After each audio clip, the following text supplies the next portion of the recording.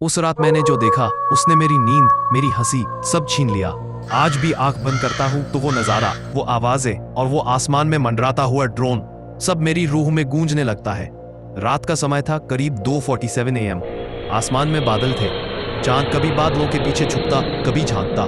चारों तरफ सन्नाटा था, बस दूर कहीं कुत्तों के भौंकने की आवाज आती थी। मैं अपनी छत पर लेटा मोबाइल चला रहा था। अचानक एक हल्की सी भूं भूं की आवाज आई, जैसे कोई बहुत दूर से मशीन आ रही हो। पहले तो मैंने सोचा कि शायद पड़ोस में कोई एसी चल रहा है, लेकिन वो आवाज धीरे धीरे और तेज होती गई। मैंने गर्दन उठाई और देखा अंधेरे आसमान में एक काला सा धब्बा धीरे धीरे मेरी ओर बढ़ रहा था। शुरुआत में लगा कोई बच्चा नया ड्रोन उड़ा रहा होगा, लेकिन फिर भी ड्रोन इतना बड़ा था कि उसकी परछाई मेरे घर की छत पर पड़ रही थी। उसके नीचे लाल लाल लाइटें जल रही थी और बीच में एक कैमरा नहीं बल्कि कुछ और था, कुछ ऐसा जो हिल रहा था, जैसे किसी के हाथ जैसे कोई बंधा हुआ हो। मेरा दिल धड़कने लगा। मैं धीर छत के किनारे की ओर बढ़ा। ड्रोन अब ठीक मेरे ऊपर था और तभी मैंने देखा उस ड्रोन से एक लंबी जंग लगी चेन नीचे लटक रही थी। चेन के अंत में एक इंसान का आधा धड़ बंधा हुआ था और उसका चेहरा आधा जला हुआ आधा सड़ चुका। उसकी आंखें बंद थी, लेकिन होंठ ऐसे हिल रहे थे जैसे वो कुछ बड़बड़ा रहा हो। मेरे पैरों तले जमीन खिसक गई। मैं पीछे हटने ही वाला था कि उस लाश की गर्दन अचानक मेरी ओर मुड़ी, सीधे मेरी आंखों में, और उसी पल उसकी बड़बड़ाहट साफ सुनाई दी। वो आ रहा है। मैंने एक कदम पीछे लिया और तभी ड्रोन ने तेज आवाज की, भू, और अचानक ऊपर आसमान में उछल गया। लेकिन जाते जाते उसके कैमरे से एक हल्की सी लाल रोशनी सीधे मेरी छाती पर पड़ी, जैसे किसी ने मुझे लॉक कर लिया हो। मैं हाफता हुआ कमरे में भागा, दरवाजा बंद किया। खिड़की से बाहर देखा तो ड्रोन गायब था, लेकिन नीचे गली में एक अजीब सी हल्की नीली रोशनी चमक रही थी। गली पूरी तरह खाली, लेकिन उस रोशनी के बीच कुछ हिल रहा था। तभी मेरे मोबाइल पर एक नोटिफिकेशन आया, लाइव स्ट्रीमिंग स्टार्टेड, 1 व्यूअर। मैंने मोबाइल हाथ में लिया। स्क्रीन पर वो रात मैं जिंदगी भर नहीं भूल सकता। मेरे हाथ में कंट्रोलर था, ड्रोन हवा में, लेकिन उस ड्रोन की स्क्रीन पर जो दिख रहा था वो इस दुनिया का नहीं था। स्क्रीन पर एक पुरानी जर्जर हवेली का टॉप व्यू था। हवेली के चारों ओर सूखे पेड़, जिनकी शाखाएं ऐसे हिल रही थी जैसे किसी ने उन्हें पकड़ रखा हो। तेज हवा चल रही थी, लेकिन वो हवा सिर्फ स्क्रीन पर महसूस हो रही थी। मेरे आसपास सब कुछ शांत था। मेरे कान में बस एक अजीब सी सरसराहट थी, जैसे कोई धीमी आवाज में मेरा नाम ले रहा हो, अर्जुन लौट जाओ। मैंने ईयरफोन उतारकर इधर उधर देखा, लेकिन आसपास कोई नहीं था। स्क्रीन पर नजर डाली तो ड्रोन हवेली के ऊपर मंडरा रहा था। मैं जूम इन किया और तभी एक खिड़की में हल्की सी हलचल दिखी। वहां कोई खड़ा था, लंबा कद, पूरी तरह काला, चेहरा एकदम सफेद जैसे मोम का बना हो। उसके होठ हिले, लेकिन आवाज नहीं आई। फिर अचानक कैमरे में गड़बड़ होने लगी, पिक्सल टूटने लगे, स्क्रीन लाल और काली लकीरों से भर गई। मैंने सोचा ड्रोन नीचे ले आता हूं, लेकिन कंट्रोल अपने आप लॉक हो चुका था। मेरा हाथ हिल रहा था, लेकिन ड्रोन वहीं ठहरा रहा जैसे किसी अदृश्य डोर से बंधा हो। अचानक हवेली की छत पर वो काला साया प्रकट हो गया। उसकी चाल धीमी थी, लेकिन हर कदम के साथ कैमरा और पास जाता जा रहा था, जैसे ड्रोन को खींच रहा हो। ये क्या हो रहा है? मैं बुदबुदाया। फिर स्क्रीन पूरी काली हो गई। सिर्फ एक चीज दिख रही थी, 2 चमकती हुई सफेद आंखें। वो आंखें सीधे मेरी तरफ देख रही थी, जैसे स्क्रीन के पार से मुझे देख रही हो। मेरी सांसें तेज हो गईं, हाथ कांपने लगे। मैं ड्रोन बंद करने लगा, लेकिन स्क्रीन पर एक हाथ अचानक लेंस के सामने आ गया। लंबी हड्डी जैसी उंगलियां जिन पर काले धब्बे थे, और फिर धप, कुछ ने जोर से मेरे दरवाजे पर चोट मारी। मैंने डरते हुए पीछे मुड़कर देखा। कमरा खाली था, लेकिन दरवाजा धीरे धीरे अपने आप खुल रहा था। बाहर वही आवाज गूंज रही थी जो ड्रोन में सुनाई दे रही थी, अर्जुन अब तू बच नहीं सकता। मैंने तुरंत दरवाजा बंद किया और लॉक कर दिया, लेकिन उस वक्त मेरी नजर फिर स्क्रीन पर पड़ी। ड्रोन अब हवेली के अंदर था। दीवारों पर पुराने पटे पोस्टर और लाल रंग के हाथों के निशान थे। धुंध तैर रही थी और उस धुंध में सैकड़ों चेहरे, कुछ रो रहे थे, कुछ चीख रहे थे, कुछ मेरी तरफ इशारा कर रहे थे। मेरे हाथ पसीने से भीग गए। मैंने फिर से कंट्रोलर खींचा, लेकिन ड्रोन जैसे अपने आप चल रहा था। हवेली के तहखाने की तरफ उतर रहा था। तहखाने का दरवाजा खुलते ही एक ठंडी लहर कमरे में फैल गई।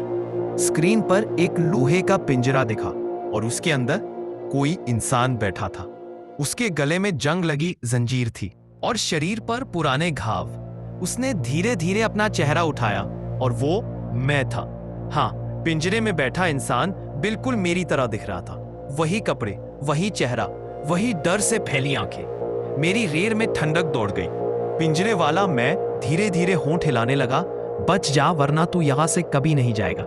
मैंने ड्रोन का पावर बटन जोर से दबाया, स्क्रीन ब्लैक हो गई। लेकिन उसी पल मेरे पीछे से कोई ठंडी सांस मेरी गर्दन पर पड़ी। अब बहुत देर हो चुकी है। मैंने तय कर लिया था कि आज रात उस ड्रोन का पीछा करूंगा। पूरे दिन मैं बेचैन था, नींद नहीं आई, खाना नहीं खाया। बस वही एक सवाल दिमाग में गूंज रहा था, आखिर ये ड्रोन है किसका? और ये रात में लोगों के घर के इतने पास क्यों उड़ता है? रात के करीब 12 बजे मैं अपने कमरे की लाइट बंद करके खिड़की के पास बैठ गया। बाहर अंधेरा इतना गहरा था कि जैसे आसमान ने अपने ऊपर कोई काला पर्दा डाल दिया हो। गली में बस एक पुरानी पीली स्ट्रीट लाइट जल रही थी, जिसकी रोशनी में उड़ते कीड़े पागलों की तरह इधर उधर भाग रहे थे। और फिर ठीक 12:11 पर वही हूं की आवाज फिर से आई। मेरी सांसें तेज हो गई, दिल ऐसे धड़क रहा था जैसे कोई बाहर सुन लेगा। मैंने खिड़की से झांक कर देखा, वही ड्रोन, लेकिन आज उसमें कुछ अलग था। पिछली रात जो छोटा सा कैमरा लटक रहा था, उसकी जगह आज एक लाल लाइट जल रही थी। और उस लाल रोशनी में मुझे एक अजीब सी धुंध नजर आ रही थी जो ड्रोन के नीचे से निकल रही थी। मैंने धीरे धीरे अपनी जेब से फोन निकाला, कैमरा ऑन किया और रिकॉर्ड करने लगा। ड्रोन धीमे धीमे नीचे आया, इतना नीचे कि मुझे साफ दिखा। उसके नीचे एक छोटा सा पिंजरा लटक रहा है। पिंजरे के अंदर एक इंसानी हाथ था। हाँ, बिल्कुल असली, खून से सना हुआ। उंगलियां हल्की हल्की हिल रही थी। मेरे हाथ कांपने लगे। मैंने आंखें मलकर देखा, सोचा शायद डर के कारण मुझे भ्रम हो रहा है, लेकिन नहीं, वो हाथ वाकई जिंदा था। अचानक ड्रोन ने एक तेज झटका खाया और वो पिंजरा खुल गया। वो हाथ नीचे गिरा और मेरे घर के ठीक सामने कीचड़ ने धंस गया। मेरे पैरों के नीचे से जैसे जमीन खिसक गई। मैं भागा भागा दरवाजा खोलने लगा, लेकिन जैसे ही बाहर कदम रखा, ड्रोन तेजी से ऊपर उठा और एक झटके में गली के अंधेरे में गायब हो गया। मैं हाथ के पास पहुंचा और जैसे ही झुककर उसे छूना चाहा, वो हाथ खुद ब खुद मेरी कलाई पकड़ लिया। मेरे गले से चीखा निकली, लेकिन आवाज जैसे गले में ही फंस गई। वो पकड़ इतनी ठंडी थी जैसे किसी ने बर्फ से भरे पानी में डुबो दिया हो। मेरी आंखों के सामने अंधेरा छाने लगा और उसी वक्त किसी ने मेरे पीछे से फुसफुसाकर कहा, मत छू, ये तेरा नहीं है। मैं झटके से पीछे मुड़ा, लेकिन वहां कोई नहीं था। चढ़ने लगे। जैसे ही ऊपर पहुंचे, उन्होंने देखा 4 ड्रोन हवा में गोल गोल घूम रहे थे और उनके बीच में एक पुराना रेडियो था जो अपने आप चालू हो गया। रेडियो से धीमी लेकिन बेहद डरावनी आवाज निकली, जो देखा है वो भूल जाओ, वरना अगली तस्वीर तुम्हारी होगी। दीपक और आदित्य के रोंगटे खड़े हो गए। अचानक ड्रोन में से एक सीधा उनकी ओर झपटा, लेकिन उसी वक्त हवेली के बाहर से एक तेज सीटी की आवाज आई और सारे ड्रोन पलक झपकते गायब हो गए, जैसे कभी थे ही नहीं। दोनों हांफते हुए नीचे भागे, लेकिन उनके पैरों के नीचे वही ड्रोन पड़ा था, टूटा हुआ, पर उसकी लाइट अभी भी जल रही थी और कैमरे में उनकी तस्वीरें कैद थीं। रात का सन्नाटा अब चीखों और ड्रोन की भनभनाहट से टूटा हुआ था। मैं और राजू उस बड़े जंग लगे गेट के पास पहुंचे, जिसके पीछे एक पुराना कारखाना था। गेट आधा खुला था, जैसे किसी ने जल्दबाजी में बंद करने की कोशिश की हो। अंदर घुसते ही हमें अजीब सा केमिकल की गंध आई, जिससे सांस लेना मुश्किल हो गया। अंदर का नजारा रोंगटे खड़े कर देने वाला था। ड्रोन इधर उधर मंडरा रहे थे और उनकी रोशनी सीधी जमीन पर पड़े लोगों पर पड़ रही थी।